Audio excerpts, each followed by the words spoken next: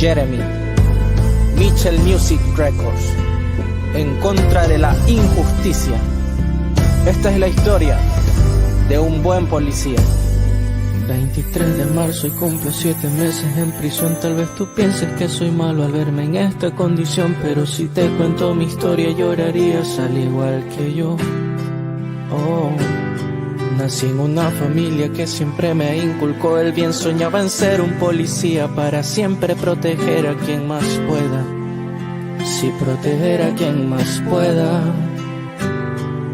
Luché y luché hasta que lo conseguí. Todo marchaba bien, era muy feliz. Todo el sacrificio había valido la pena. Soy David, tengo 32 años y 2 preciosos hijos que ven a papi en prisión y una esposa desconsolada que lucha por mi inocencia. Pues te cuento mi historia, todo empezó en una gresca. Parecía un día normal, no sabía que era mi sentencia por proteger mi vida. Usé mi arma ese día contra delincuentes que no les importa si eres inocente. Que no les importa si eres inocente.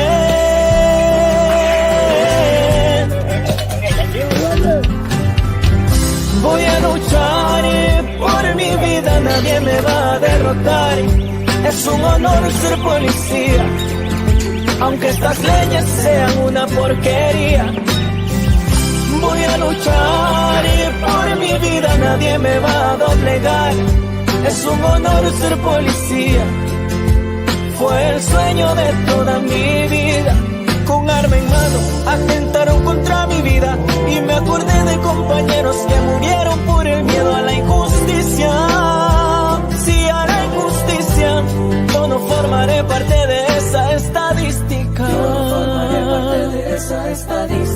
Yo no formaré parte de esa estadística. Y eso no es todo. Fui agente, protegí un fiscal con mi vida y ese mismo me hundió a esta prisión tan cochina y se burló de mi situación. Frente a mi familia, el dolor más grande es ver llorar a mi viejita. ¿Qué culpa tiene una madrecita? ¿Qué culpa tiene? Pero dime, voy a luchar y por mi vida nadie me va a derrotar. Es un honor ser policía, aunque estas leyes sean una porquería. Sí, voy a luchar y por mi vida nadie me va a doblegar. Es un honor ser policía, es un honor, fue el sueño de toda mi vida.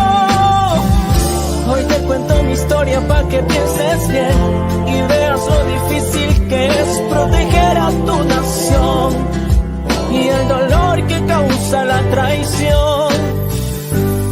Que no te ocurra lo mismo que yo. Para mi ángel que está en el cielo.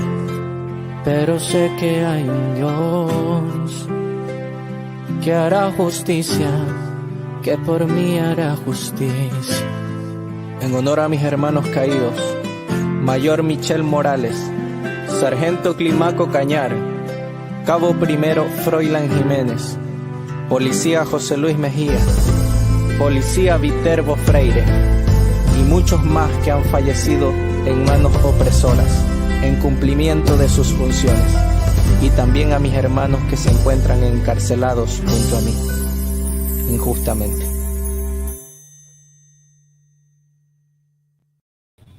Estimados amigos, bienvenidos al canal Seguridad y Defensa Estratégica. Ya estamos nuevamente al aire en esta transmisión del día de hoy, miércoles 17 de marzo, transmitiendo desde los Estados Unidos de Norteamérica, Washington, D.C., la capital más poderosa del mundo, y también con un poderoso invitado encachado, como decimos aquí en el canal, un hombre patriota de topo y lomo, bueno, para los rebencazos también, pero él lo hace a su estilo, con conocimiento, ahí directo al grano. Hoy día tenemos, como siempre, como todos los miércoles, invitado a nuestro querido amigo Daniel Prieto Vial, que nos viene a hablar sobre algunas cosillas que quedaron pendientes del programa anterior, es decir, cosas de nuestra raza, cosas que pasan con nuestros genes, y qué problemas ha traído todo eso, pero también a lo mejor le vamos a preguntar algunas cosillas de lo que está pasando en el acontecer nacional. Mire que está todo revolucionado. No se olviden de que la senadora Goik dijo que propone un fondo de $1 millón por niño nacido. Imagínense para dónde va este asunto. ¿Cuántas personas migrantes que están recién llegadas acá y que se han hecho ciudadanos y que ustedes saben que le dan duro para el frío, porque es así, hablando las cosas como son, van a ponerse a ser chiquillitos a diestra y siniestra porque no piensan después, a largo plazo, sino que van a pensar en ese $1 millón que van a recibir supuestamente, si es que ha aprobado esto, cuando nazcan estos niños. Mala la situación. Cada idea que se le ocurre a estos perhuétanos, pero cada idea, si son catrascas, una detrás de la otra, pero que no me escuche Daniel, porque si no, le vamos a perjudicar su programa. Bien, amigos, ahora sí, vamos a poner en pantalla a nuestro invitado, ¿cierto?, permanente de los días miércoles, don Daniel Prieto Vial, que ya está con nosotros. Estimado Daniel, bienvenido al canal Seguridad y Defensa Estratégica. Gusto de saludarte, gracias por tu tiempo. Encantado, Arturo, a tus órdenes. Claro que sí, muchas cosas pasando, Daniel, en el país este fin de semana. El viernes pasado, el retiro de la estatua del general Baqueano, algunas situaciones que se vieron ahí con respecto a las obras de construcción y de mantenimiento que se van a hacer en el lugar, la cantidad de policías desplazados, ¿cierto? Algunas declaraciones del gobierno, desplazados ahí, puestos en el lugar como medida de prevención. También está la renuncia de Cristian Barra en el sector de la Araucanía. Pusieron a 2 personas más, a un varón y una dama, ahí en temas de coordinación, enviados, ¿cierto?, como delegados de la presidencia, etcétera, etcétera. Y la entrevista, por supuesto, polémica de este tipo de Hernández Norambuena desde la cárcel. Así que, pero eso viene todo relacionado de cierta gente en Chile que tenemos genes medio loquillos, medio a lo mejor mal cruzados. ¿Cómo viene este tema de hablando de la historia que nos quedó pendiente, mi estimado Daniel? ¿Qué nos puedes contar para seguir con el hilo de lo que pasó, lo que nos faltó y lo que pidió la gente que por favor siguiéramos con ese tema? Estimado Daniel, todo tuyo el programa. Bueno, antes que nada quiero agradecerte por ese corto que hubo a favor de Carabinero, este carabinero que está preso ya 23 meses, y que muestra mucho sus circunstancias y las circunstancias de muchos carabineros, que lo único que han hecho es tratar de restablecer el orden, tratar de evitar el caos en Santiago, tratar de evitar la destrucción de todas las estaciones del metro, de toda la cantidad de supermercados, inmensa cantidad de supermercados que fue destruida, la cantidad de miles de pequeños negocios en sectores populares que fueron destruidos. En fin, la destrucción general del país que se ha empezado a desarrollar fuertemente a partir del 18 de octubre, pero que venía de mucho antes.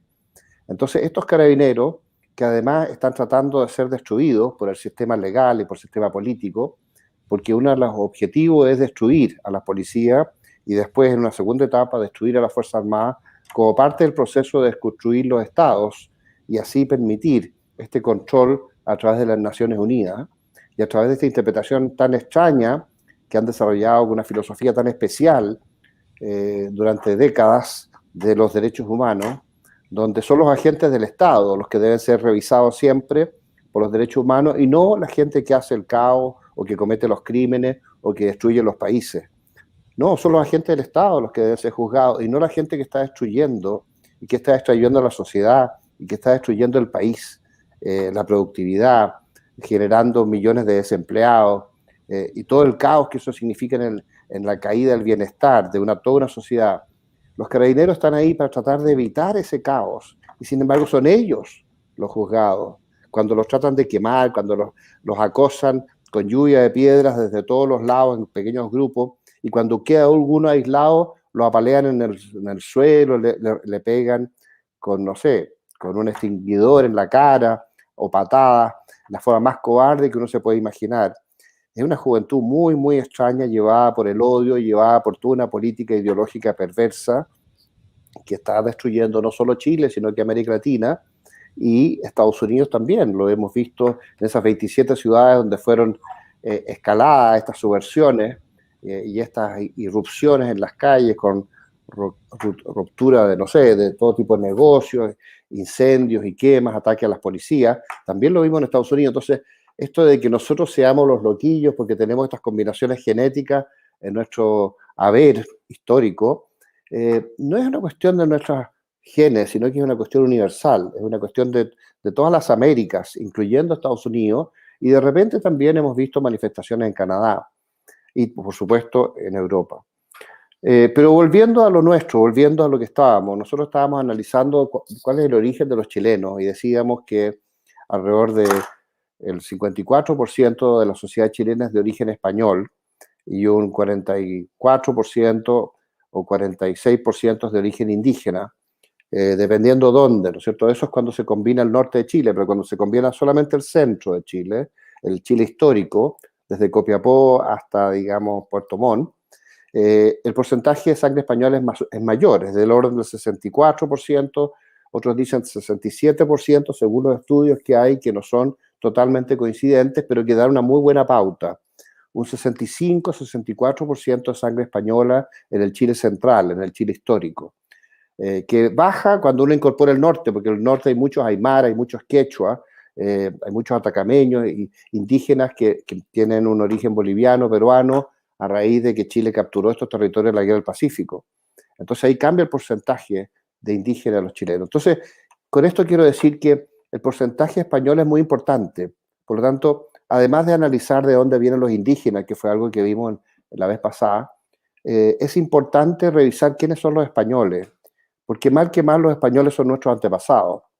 Y son los antepasados de muchos de estos pueblos indígenas también, porque estos pueblos indígenas, los que son más indígenas de todos, tienen todavía un 25 o 30% de sangre española y tienen un 70% de sangre indígena. Frente al otro extremo, donde están los grupos históricos que venían de la clase alta o la nobleza, que tienen casi un 100% de sangre española, pero también se ha detectado que tienen algún pequeño porcentaje de sangre indígena, porque hubo cruzamientos históricos con princesas incas y con príncipes de la zona central de Chile, que se vincularon a los sectores altos y mucha gente de la clase alta chilena tradicional, esa clase histórica que tiene siglos, está también descendiendo de estos indígenas que son príncipes o que son caciques, o que la cacica Talagante, que es un caso muy emblemático, la Bárbara Coya y otros, ¿no? Entonces todos los chilenos tienen algo de sangre indígena en todas las clases sociales, quizás en distintos porcentajes. Pero, ¿por qué es importante analizar de dónde viene España y quiénes son los españoles? Porque todos tienen sangre española, incluyendo los indígenas.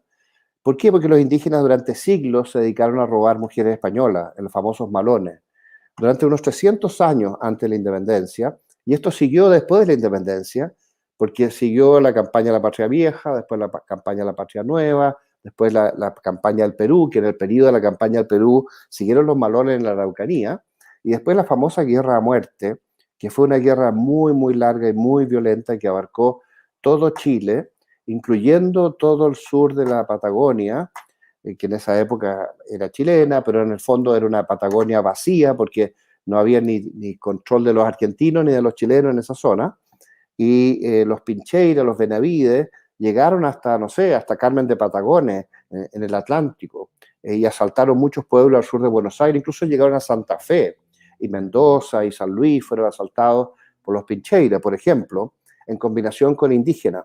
Entonces la Guerra a Muerte fue muy larga y durante todo ese periodo hubo malones en que los indígenas robaron mujeres blancas y se las llevaban a la Araucanía y se incorporaban a la genética de los pueblos araucanos cuyos descendientes hoy día reclaman con esta violencia externa, este caos, ¿no? siendo la gran mayoría de los indígenas contrarios al terrorismo y contrarios a la violencia, incluso muchos de ellos víctimas de esta misma violencia impulsada por el Foro Sao Paulo del exterior. Entonces volvamos a quiénes son los españoles. No sé qué es lo que específicamente te interesa a ti sobre nuestros ancestros españoles, pero te doy la posibilidad de que me des una pauta. Sí, mira, en realidad aquí se habla mucho de que los españoles que llegaron a nuestro país eran de la peor clase que podía haber visto. Eso es lo que dicen los historiadores, pero de ahí no todo tiene que haber sido malo, o sea, también le deben haber puesto mucho de su cosecha. ¿Qué se sabe de eso? Que efectivamente vino lo peor de lo peor a la conquista de América, y eso también nos pega a nosotros como de golpe de timón. Yo no conozco ningún historiador serio que diga eso. Sí conozco historiadores superficiales, ideológicos, que pueden decir cosas así, pero no hay ningún historiador que sea realmente serio que diga que a Chile o a América llegó lo peor de España. Al contrario, llegó lo mejor de España. Llegaron los hombres jóvenes, que eran guerreros casi todos, que venían de esta larga lucha en la conquista contra los moros. En España se luchó 781 años contra los moros. Desde que el año 1711, en el año 711, el rey Ricardo de Visigodo fue derrotado por los musulmanes y ellos se tomaron toda la península ibérica, y los cristianos solamente resistieron en la zona extremo norte, en Asturias y en el País Vasco, en las montañas. Desde ahí empezó una larga guerra de reconquista que duró 781 años. Entonces se forjó durante siglos una raza guerrera y una raza templada en el sacrificio y en la cruzada. Y los mejores hombres de esa cruzada fueron los que después del descubrimiento de América vinieron a la conquista de América. Muchos de ellos eran soldados que habían estado en guerras anteriores contra Francia en Italia. No sé si tú sabes, pero Francia e Italia se enfrentaron en el sur de Italia durante varias décadas. Los españoles derrotaron finalmente a los franceses y los sacaron, a pesar de que Francia era un país que mucho más habitantes, mucho más recursos que España, pero con este temple militar que tenía España forjado durante siglos en la guerra contra los moros, los soldados españoles eran insuperables. Y el gran capitán fue el que finalmente logra expulsar a los franceses, y después entran en conflicto con los franceses en el norte de Italia, después que lo habían echado del sur. Y tenemos conquistadores de Chile, por ejemplo, que participaron en el norte de Italia en guerras contra el rey de Francia. Francisco de Aguirre y Pedro de Valdivia coparticiparon en la captura del rey de Francia en la batalla de Pavía, en el año 1519. Y ellos son los conquistadores de Chile. Pedro de Valdivia, que es el que hace Chile; Francisco de Aguirre, que era el segundo de la conquista, un hombre clave que fue el que después desarrolla todo el norte y cruza la cordillera y se va a formar lo que hoy día es Tucumán, el gran Tucumán de esa época, que hoy día incluye un montón de territorios del norte de Argentina. Esta gente eran todos nobles, guerreros, de la casta de los hidalgos, que era una casta guerrera.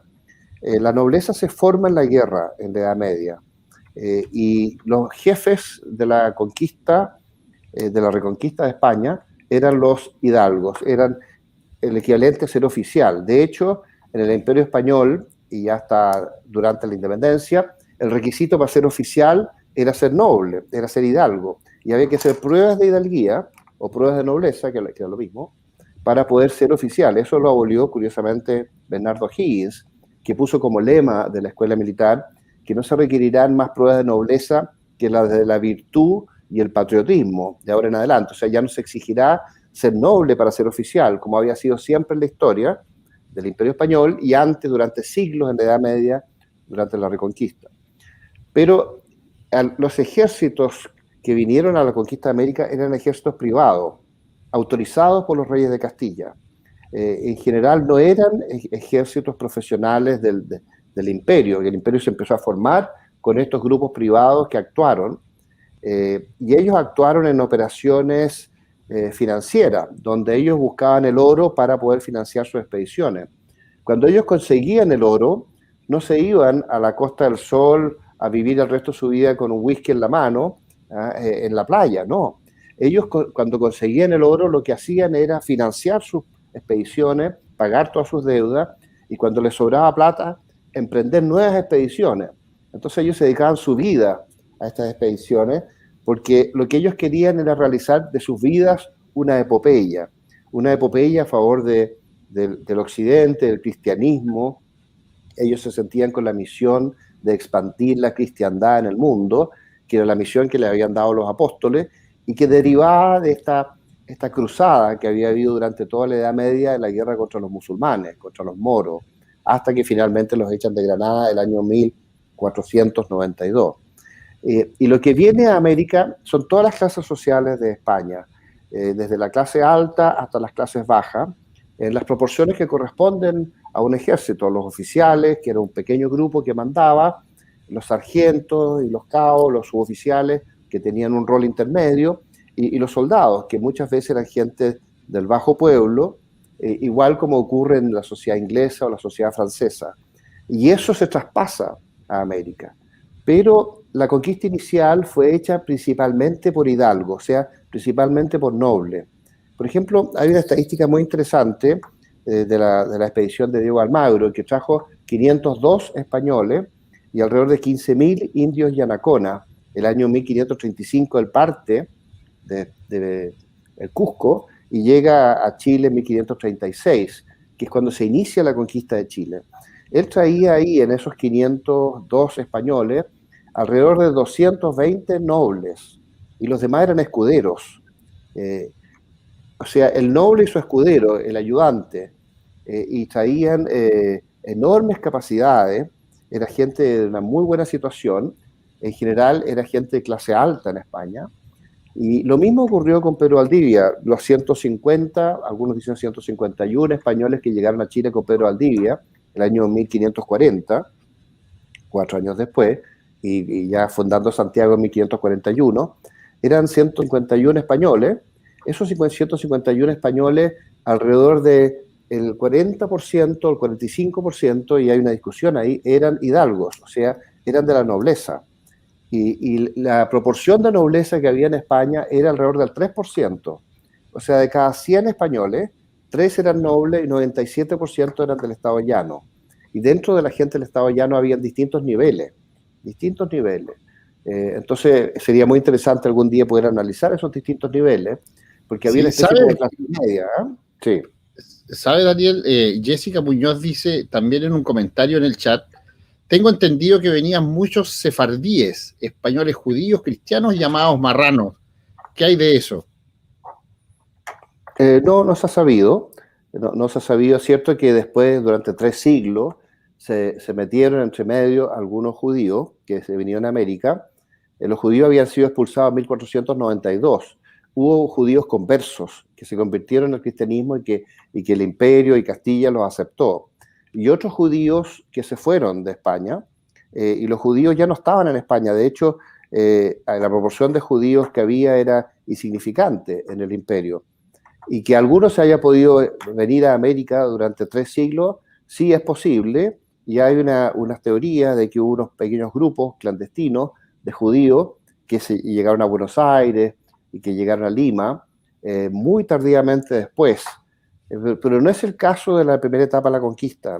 La primera etapa de la conquista fue hecha principalmente por la nobleza joven, que no es una nobleza rica, porque quizás sus padres o sus abuelos eran los ricos, pero los jóvenes se iban de la casa a estos emprendimientos, a estas aventuras donde arriesgaban la vida, donde la gran mayoría moría en los procesos, porque de 100 conquistadores en una expedición, alrededor del 80% morían. Si no era en la primera expedición, o era en la segunda o en la tercera. Y la mortandad era altísima, los riesgos eran inconmensurables. Y la valentía que se requería para enfrentar estos imperios tan gigantescos era extraordinaria. Entonces, es una epopeya, es una hazaña única en el mundo, y nosotros tenemos que reconocer eso, porque no solo eran estos nobles, sino que después de las terceras o cuartas o quintas oleadas de la conquista, ya vino mucho más gente de una especie de clase media española o de pueblo, y vino mucho más masas de gente de clases bajas en las etapas posteriores de la conquista.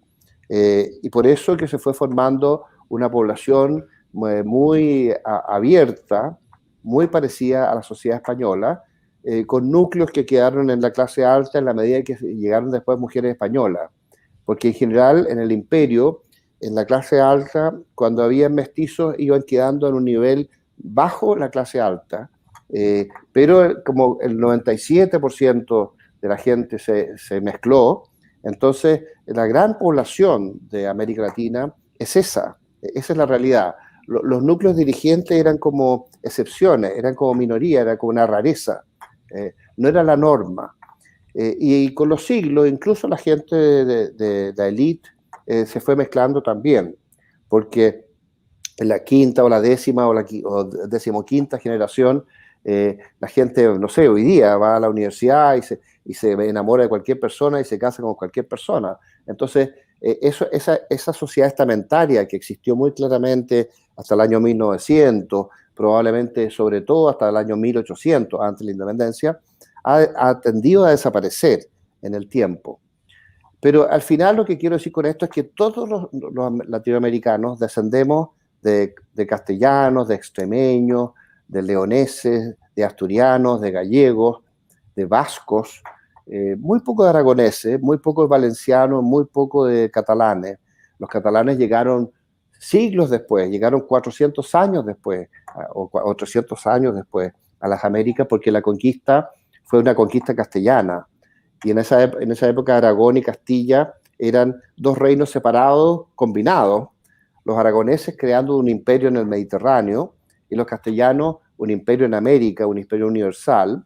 Y después los castellanos también debieron apoyar a los aragoneses en el imperio mediterráneo, sobre todo en todas estas guerras al sur de Italia y en el norte de Italia contra los franceses, y después la formación del imperio, la guerra contra los moros y la guerra contra los turcos, cuando los turcos reemplazan a los moros como los líderes del imperio musulmán universal. Entonces los castellanos debieron reforzar a los aragoneses también en las operaciones en el Mediterráneo. Y muchos de estos grandes soldados vinieron después a América. Y muchos de nosotros somos descendientes de estos personajes, algunos en línea directa, otros la gente no sabe que son descendientes de ellos, porque con las mezclas y las mezclas y las mezclas uno va perdiendo el rastro con los siglos. Pero la probabilidad de que todos sean descendientes de estas grandes personajes que hicieron grandes hazañas es muy, muy grande. Entonces, lo que yo quería proponer era que habláramos un poco quiénes son estos españoles, de dónde vienen, cuál es su raza, cuál es su origen, cómo se mezclaron en la península ibérica y cómo se formó la raza española. Interesante. Oye, la gente está súper metida en el chat porque dicen que dos cosas. La primera, yo te hice la pregunta porque esa era una pregunta que a mí internamente me la hicieron cuando terminamos el programa anterior, porque anda mucha mala información o desinformación con respecto a quiénes fueron los primeros que llegaron, y por eso hay mucha información errónea que se ha dado a conocer porque yo también lo escuché en varias oportunidades y de profesores de historia que decían que los españoles que llegaron a la conquista de América eran expresos que lo sacaron y que si salían ok de esta odisea, en realidad quedaban libres, que eran borrachos, que eran esto, que eran flojos, que eran lo otro. Entonces, eso estaba institucionalizado, y qué bueno que tú aclares cómo efectivamente se dieron las cosas, porque uno siempre trata de echarle la culpa a la raza. Siempre cuando pasa algo dice, es que la raza es la mala. ¿Ya? Es que la mezcla entre los españoles y los originarios de Chile forjaron esta raza mala. Y no es tan así, o sea, son cambios que van produciéndose a través del tiempo. Pero ¿sabes qué? No sé si tú quieres hacer el hilo de cómo se forma la raza española allá, que nos hablaba, ¿cierto?, de esta tremenda guerra que duró muchos, muchos años, porque también hay algo pasando acá. Y pregunta, por ejemplo, una persona que está en Madrid, en España, dice, o Elena Inos, dice, mi otra parte por madre soy mapuche, dice. pero tengo primas de ojos azules y algún que otro primo de ojos verdes. ¿De dónde salieron estos mapuches que están, o esta gente que está en la zona de la Araucanía, o más abajo? ¿Te acuerdas de un buque holandés que también hubo ahí unas monjas que venían y hay toda una historia de un cacique que se las llevó, que unas se quedaron posteriormente en la comunidad y otras se volvieron a Europa?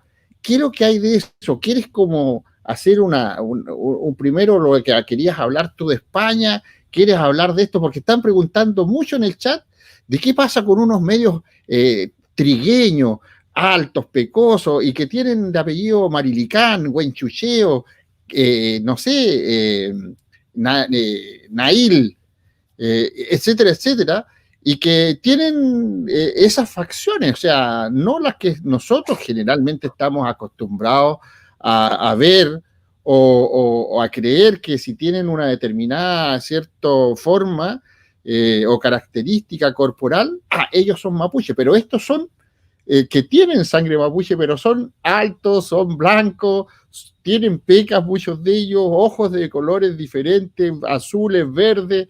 ¿Qué pasó con eso? Cuéntanos un poco, tú ordena para que la gente entienda.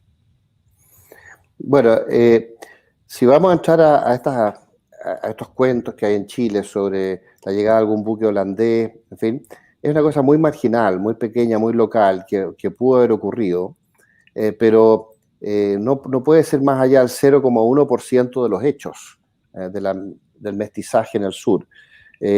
Los porcentajes de indígenas que tienen ojos azules o tez más clara son bajos, porque al final la genética indígena influye mucho, y lo que más se hace es que se combina un poco la raza. Por eso que hay tantos jóvenes que hoy día pretenden ser mapuche y que uno los mira, parecen totalmente españoles, y sin embargo están luchando ahí en esta violencia deconstructivista fundada, no sé, en ideología de la Universidad de la Frontera, donde participan de la violencia y uno los mira, son totalmente españoles.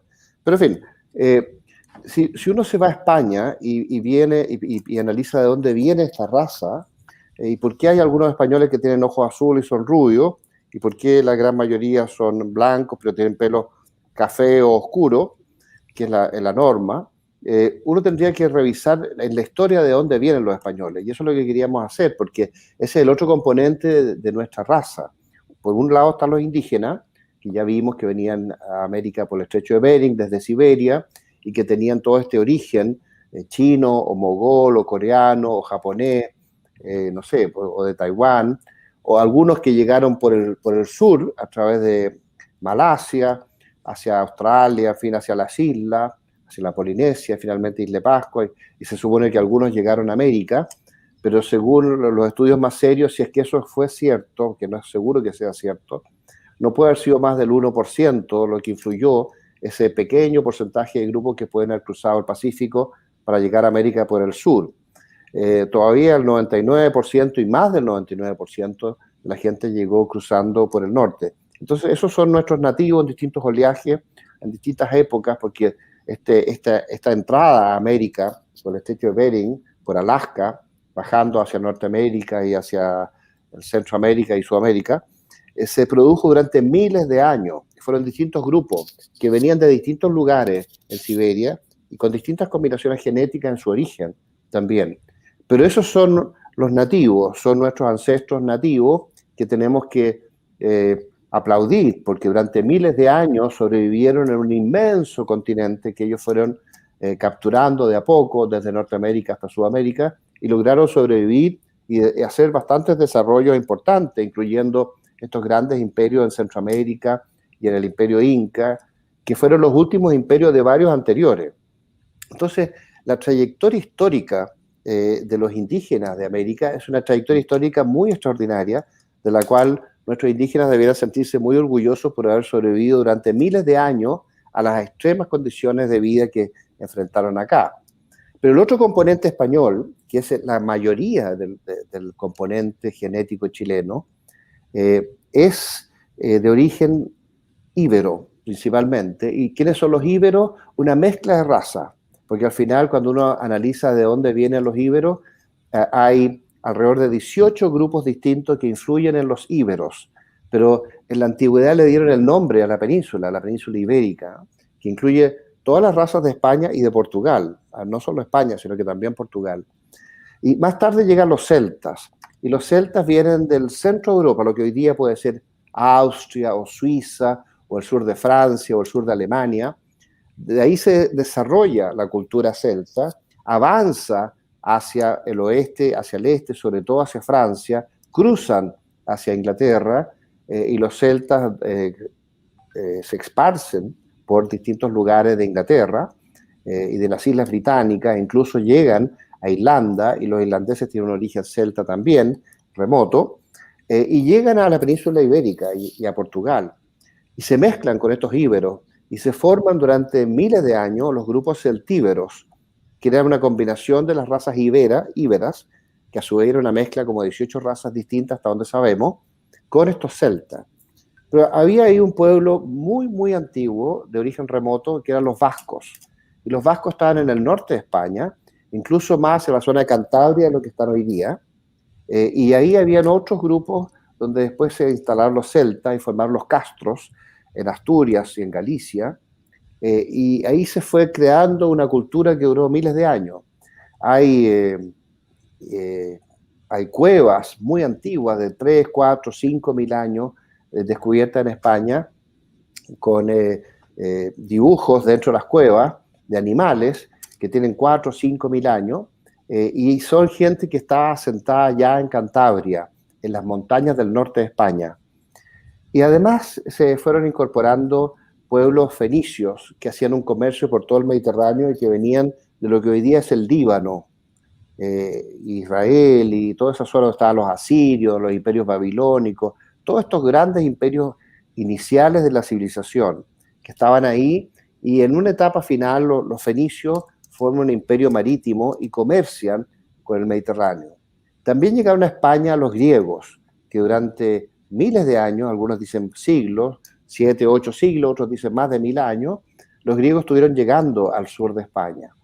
Y después, más tarde, viene el Imperio Romano. Y no solo el Imperio Romano, sino que el Imperio Cartaginés, que se confronta en la península ibérica entre los romanos y los cartagineses durante décadas. Y hay un porcentaje de romanos que se va quedando en España, hasta que finalmente el Imperio Romano invade la península ibérica, y los romanos se quedan en España durante 600 años.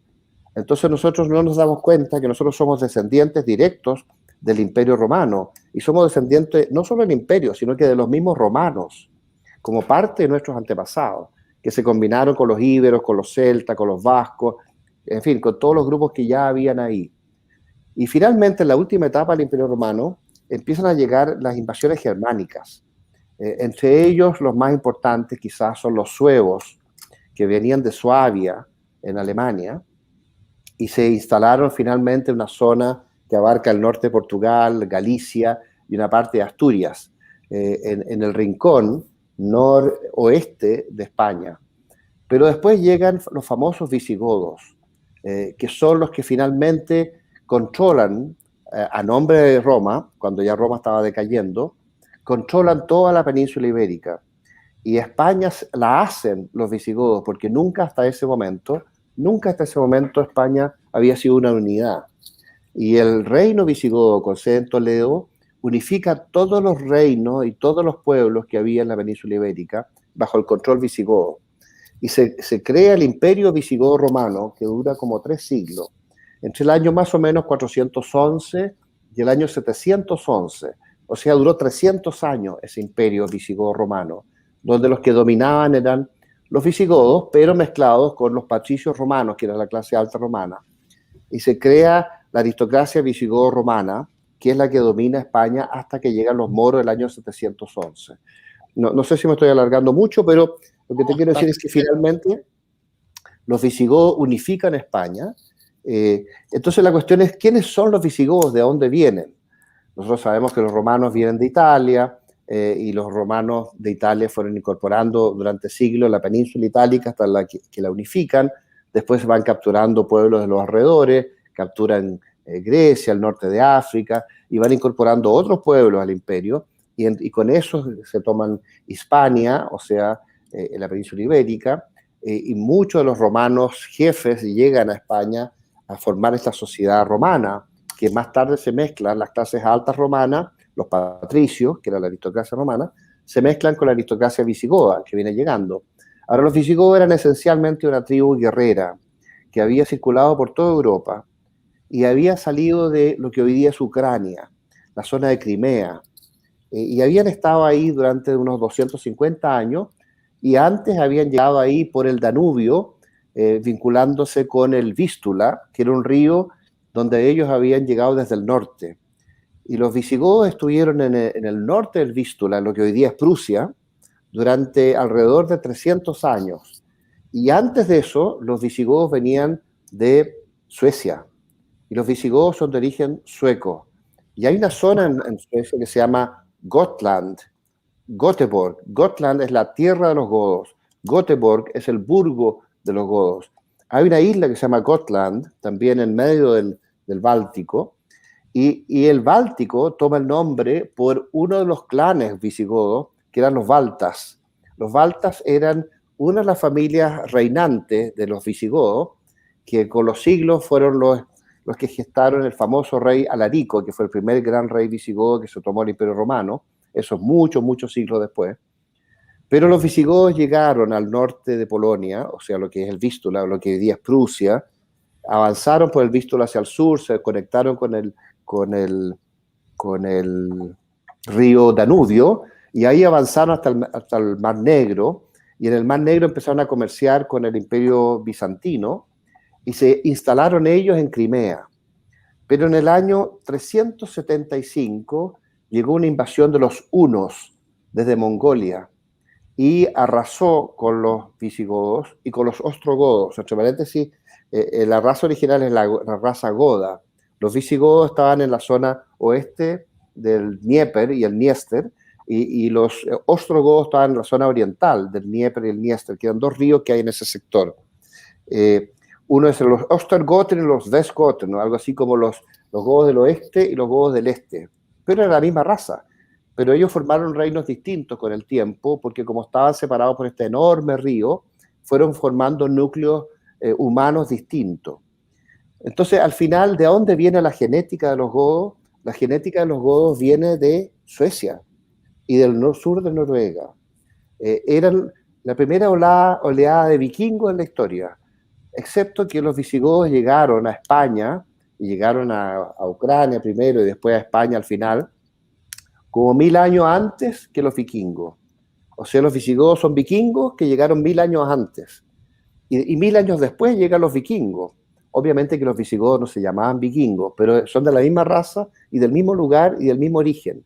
Entonces es interesante porque nosotros tenemos sangre vikinga, a la medida que somos descendientes españoles, y tenemos sangre visigoda, porque los visigodos organizaron España.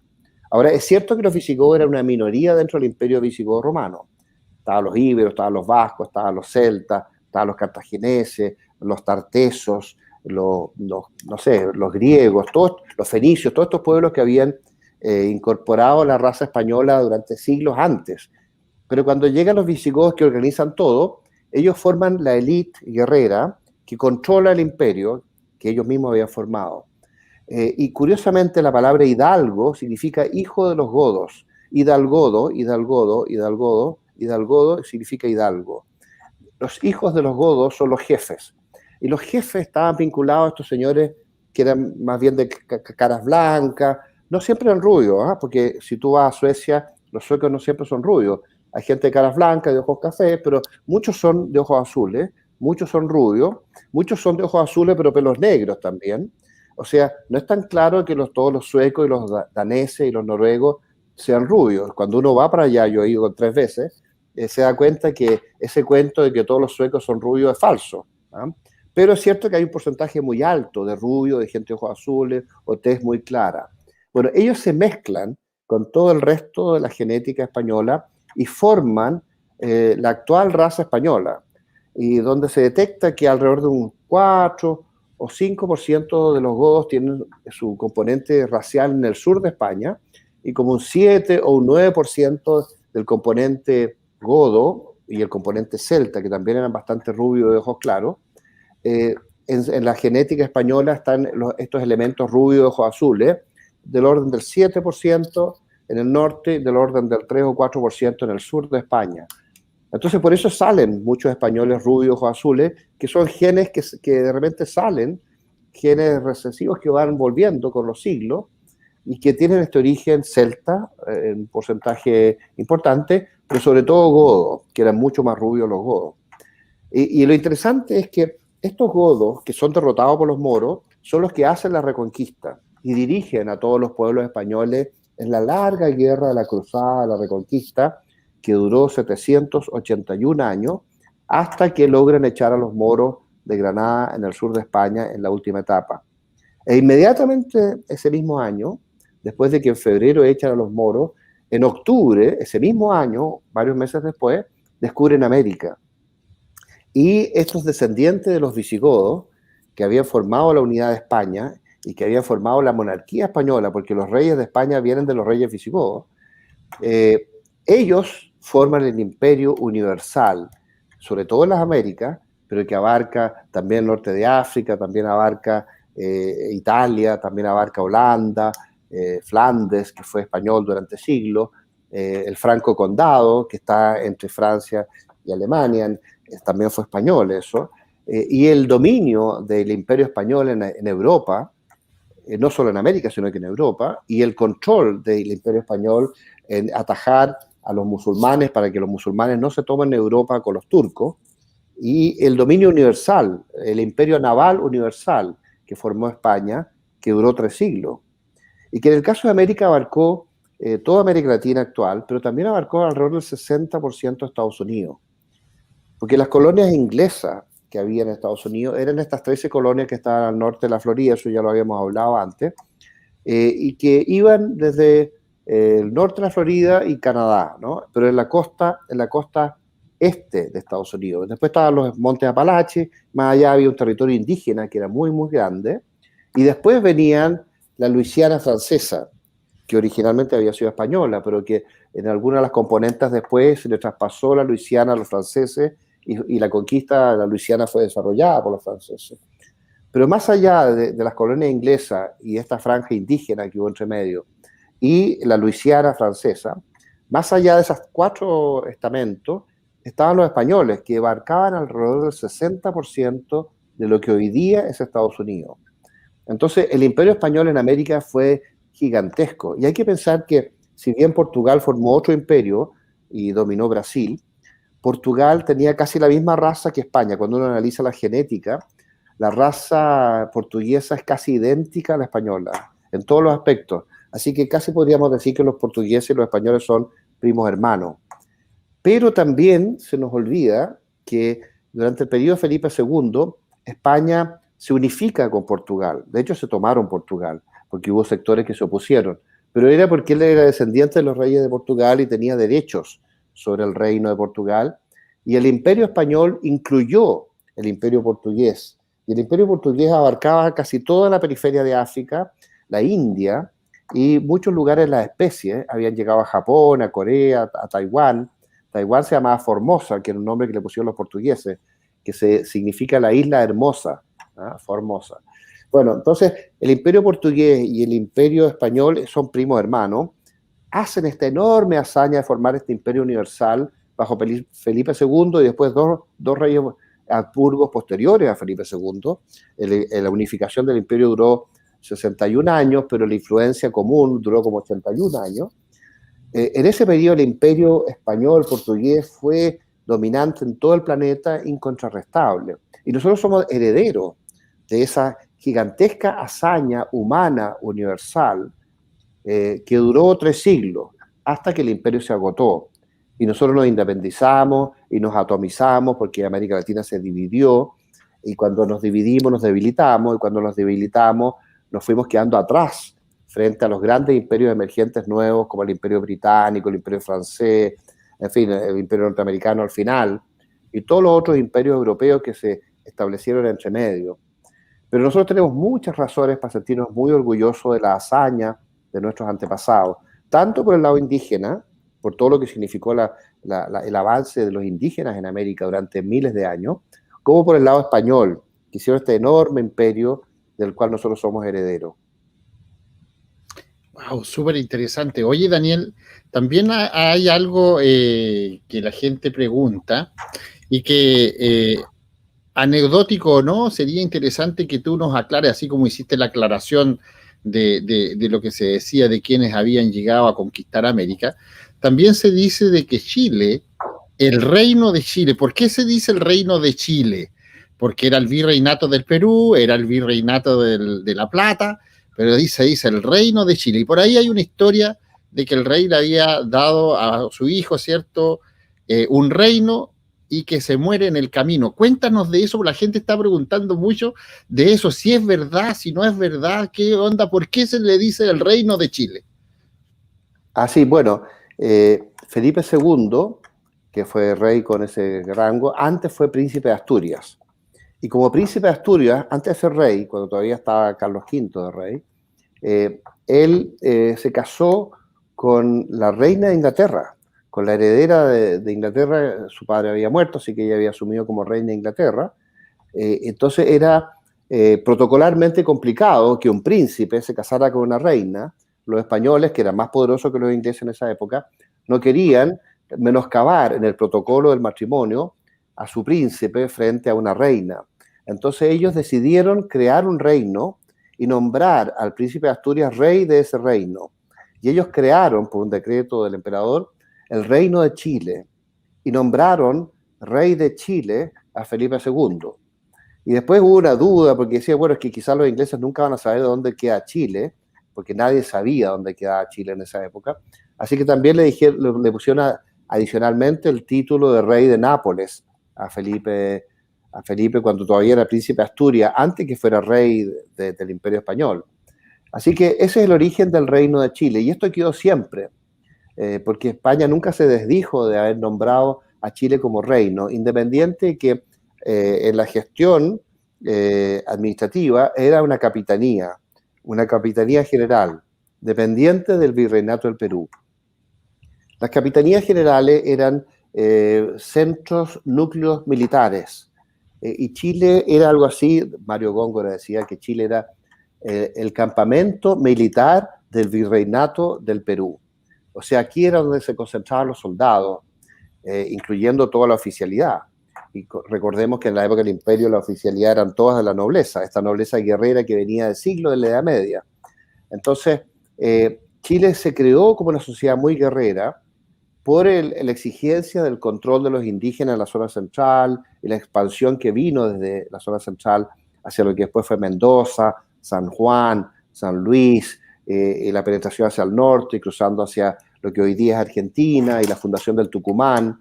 Y todo esto eran estamentos guerreros que desde Santiago operaban hacia lo que hoy día es Argentina y hacia el norte lo que hoy día es Argentina.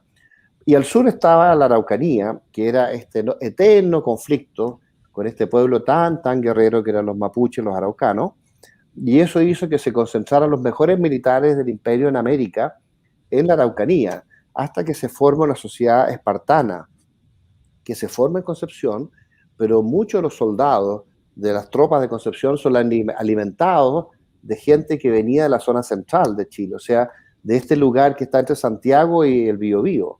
Entonces, de Colchagua, de San Fernando, no sé, de Curicó, de todos estos pueblos que se crean después, pero antes de que se crearan estos pueblos habían haciendas en toda esta zona intermedia entre Santiago y Concepción, y ahí se fue creando, los patrones eran oficiales, los peones o los inquilinos eran tropas del ejército fronterizo, cuando se crea el ejército profesional en 1603 por Alonso Rivera.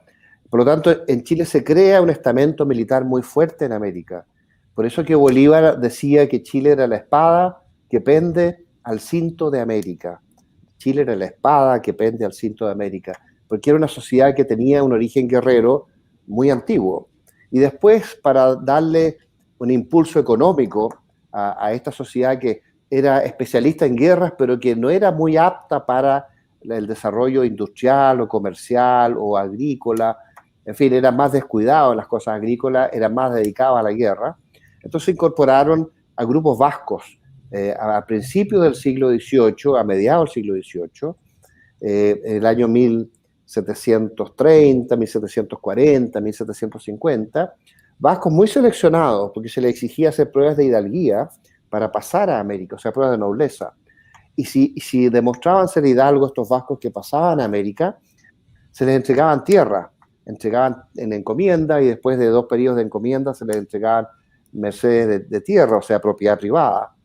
Y estos vascos efectivamente fueron muy buenos para ordenar la agricultura, para desarrollarla, para producir una gran riqueza, sobre todo en la zona central de Chile y en torno a Santiago, y ellos, para darle categoría social a su producción casi burguesa o agrícola, se fueron mezclando con las castas guerreras que venían de los castellanos antiguos, y ahí se forma lo que se llamó después la aristocracia castellano-vasca, que era este afán de los vascos enriquecidos por todas estas haciendas que le habían entregado el imperio y que ellos habían desarrollado muy bien, el afán de ellos de mezclarse con los antiguos descendientes de los conquistadores, formando una sociedad nueva que es la que finalmente hace la independencia y hace Chile más tarde, y dura su dominio por lo menos 1 siglo y medio, hasta los años 1950, por decir algo. Después se incorpora masivamente al poder la clase media, incluso hoy día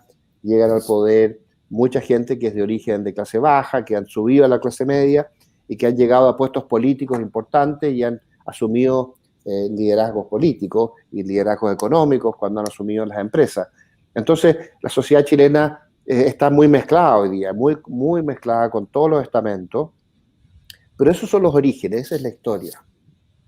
Daniel, y antes de terminar el programa, como hemos hecho varias preguntas de las cosas que están en el aire, como que es algo que de pronto son invenciones, como que de pronto son teorías un poco hasta conspirativas, realmente, ¿de dónde viene el nombre de Chile? ¿Quién le puso Chile y por qué le pusieron Chile?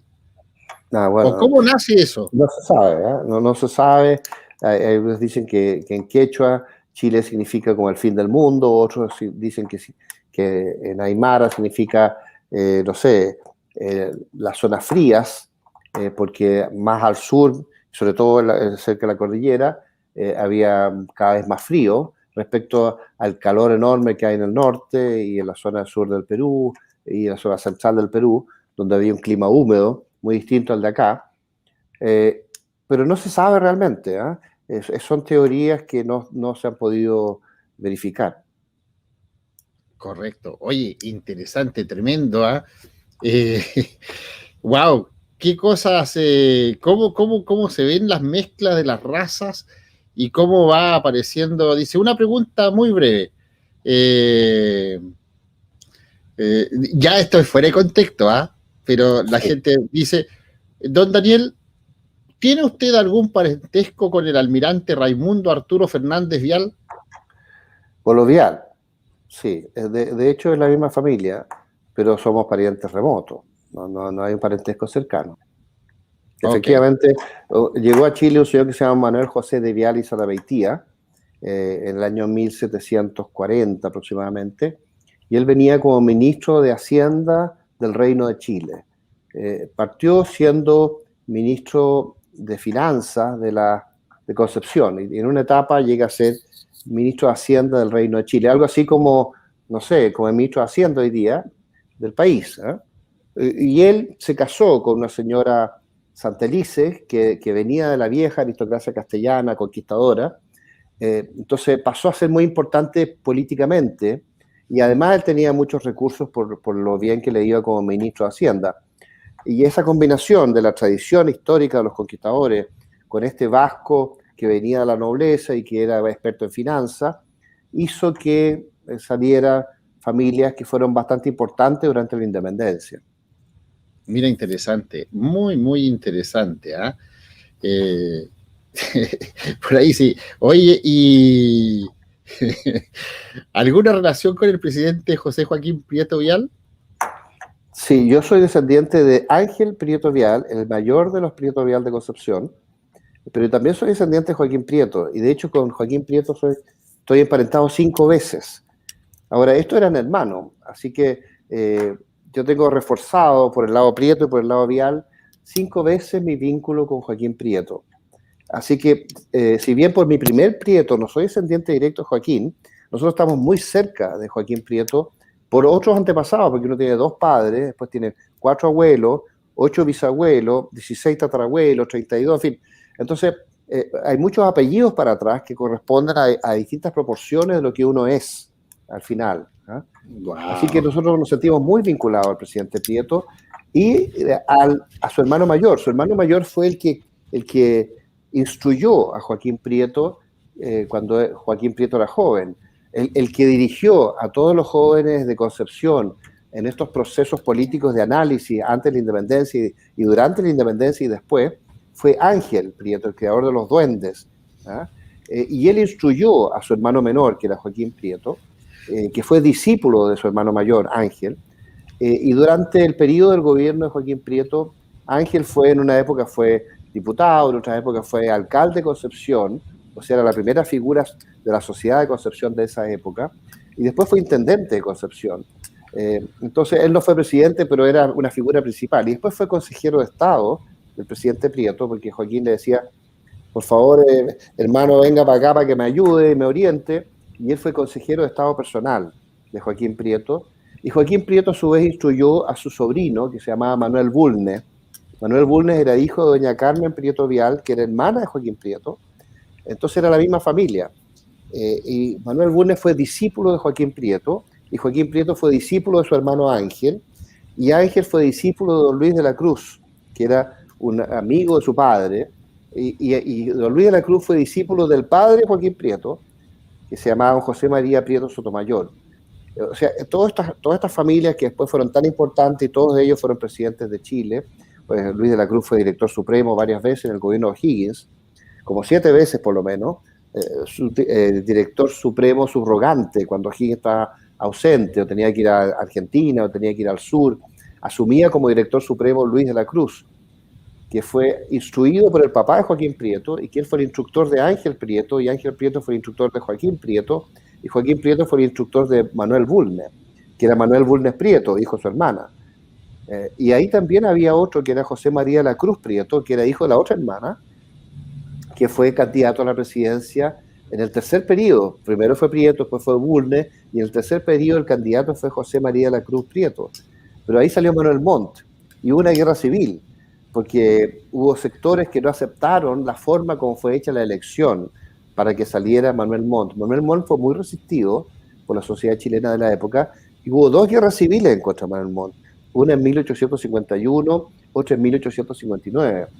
Y finalmente Manuel Montt no pudo imponer a su candidato, que era Antonio Vara, y que el candidato natural, el ministro de Manuel Montt. Por eso vino el periodo Montt-varista, no sé si alguna vez tú oíste hablar de esa idea, los Montt-varistas. Y después pusieron un candidato de consenso, que se llamaba José Joaquín Pérez Mascayano, que fue el que reemplazó a Antonio Varas como el posible candidato. Y también José Joaquín Pérez Mascayano es antepasado directo mío. Así que yo tengo muchos descendientes de ese periodo, pero no es mérito mío, es casi una casualidad, porque los hijos de estos presidentes se casaban entre ellos. Entonces se produjo esta situación tan rara, y uno tiene la casualidad de que es descendiente de ellos.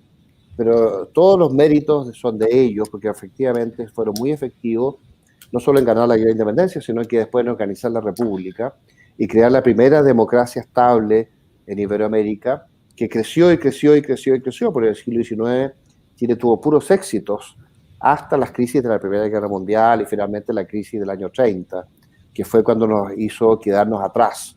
Ahí Chile se fue quedando atrás desde el año 30 hasta el año 75, esto ya lo hemos dicho varias veces, y solamente el gobierno militar nos vuelve a retomar en el desarrollo, en el crecimiento. Y durante el gobierno militar Chile se relanza al gran desarrollo y ese impulso nos lleva a ser el país más desarrollado de América Latina. Pero nosotros habíamos tenido una gran decadencia entre el año 30 y el año 73, cuando, en el periodo de Allende, una gran decadencia que fue revertida por los militares, por el gobierno militar. Y desgraciadamente, ese gran impulso que todavía duró durante la Concertación en los primeros 10 años, ese gran impulso se ha agotado y ahora las juventudes deconstruidas están destruyendo todo lo que se ha desarrollado. Claro que sí. Oye, Daniel, Tremenda clase que nos diste el día de hoy. Esperamos que el día miércoles que viene nos vayas a sorprender con otras cosas más que yo ya tengo ahí puesta en pauta para el programa que va a venir muy bueno. Yo sé que a la gente le va a interesar porque tú nombraste varias veces lo que vamos a hablar el miércoles de la próxima semana. No lo voy a decir, pero es una ciudad importante de Chile donde se tejen y de donde nacen una serie de cosas. Ya Daniel ya sabe. Así no, que lo sé. Estoy tratando vamos de a ver. imaginarme, Vamos bueno, a ver cómo... misterio. Dejémoslo del Claro. misterio. Vamos a Oye, ver qué pasa. y solamente cerraría en que el fenómeno de los visigodos es un fenómeno impresionante. Cómo se mueven por toda Europa, cómo pelean con todo el mundo, pelean contra los hunos, después pelean contra el Imperio Romano, después se toman Roma, después pelean contra los galos, finalmente derrotan a Atila, los visigodos en Francia, y después llegan a España, invitados por el Imperio Romano, y forman España. España la forman los visigodos. Así que algún día vamos a tener que volver sobre los visigodos, porque nosotros tenemos sangre sueca. ¿Quién se ha imaginado que nosotros teníamos sangre sueca?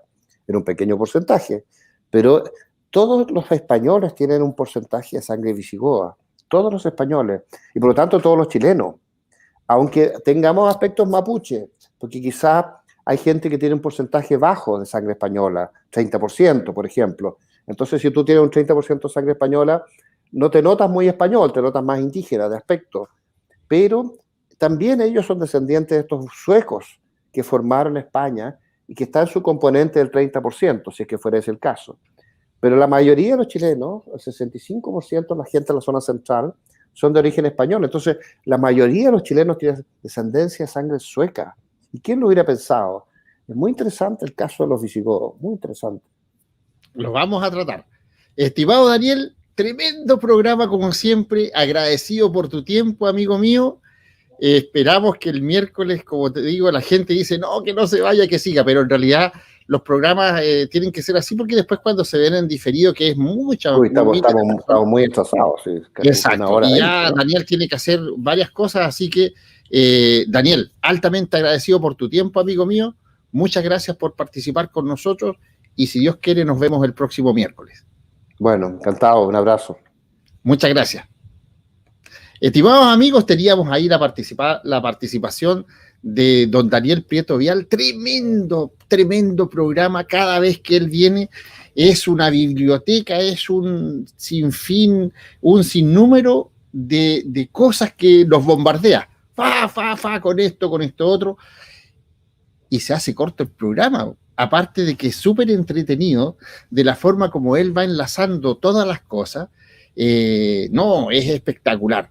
Por lo tanto, los invitamos a que el próximo miércoles, a la misma hora, a las 9 de la noche, sintonicemos el canal Seguridad y Defensa Estratégica.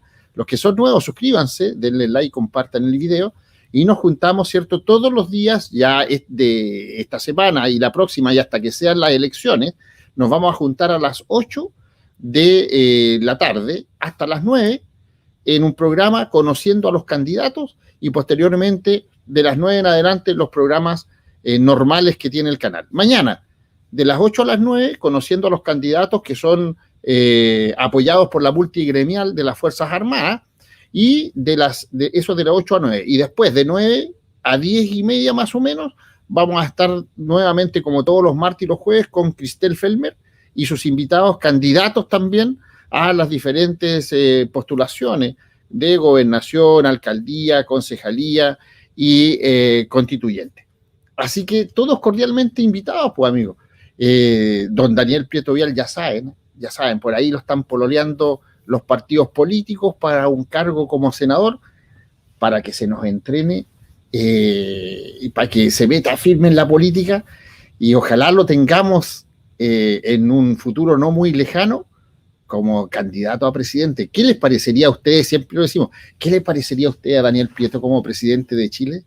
Encachado, porque mire, toda la descendencia que tiene lo tienen los genes, o sea, ni siquiera no necesita hacer nada, él ya lo trae en los genes de ser presidente y ser un buen presidente. Sería excelente, ¿sí o no? Yo personalmente, no es porque lo considero un amigo, sino porque realmente yo creo que, y no me equivoco cuando yo tengo mis tincas amigos, y yo cuando yo conocí a Daniel, algo me dijo ahí de que era un hombre que tenemos que ponerle mucha atención y que si en un momento determinado se toma la decisión de a lo mejor que participe fuerte en lo que yo les vengo diciendo, lo tenemos que apoyar. Yo creo que sí, yo creo que solucionaríamos, pero mucho los problemas que hay. Bien, señores, ahora sí, nos despedimos con nuestra frase habitual: corrige al sabio y se hará más sabio. Corrige al ignorante y seguro que lo tendrás de enemigo. Patriotas de Chile, patriotas de América y patriotas del mundo, llegamos así al final de este programa. Nos despedimos hasta una nueva transmisión, si Dios así lo quiere. Dios, patria, familia y libertad. Amigos, cuídense. Nos vemos mañana. Jeremy, Mitchell Music Records, en contra de la injusticia. Esta es la historia de un buen policía. 23 de marzo y cumplo 7 meses en prisión. Tal vez tú pienses que soy malo al verme en esta condición, pero si te cuento mi historia llorarías al igual que yo. Oh, nací en una familia que siempre me inculcó el bien. Soñaba en ser un policía para siempre proteger a quien más pueda. Sí, proteger a quien más pueda. Luché y luché hasta que lo conseguí. Todo marchaba bien, era muy feliz. Todo el sacrificio había valido la pena. Soy David, tengo 32 años y 2 preciosos hijos que ven a papi en prisión y una esposa desconsolada que lucha por mi inocencia. Pues te cuento mi historia, todo empezó en una gresca. Parecía un día normal, no sabía que era mi sentencia por proteger mi vida. Usé mi arma ese día contra delincuentes que no les importa si eres inocente. Que no les importa si eres inocente.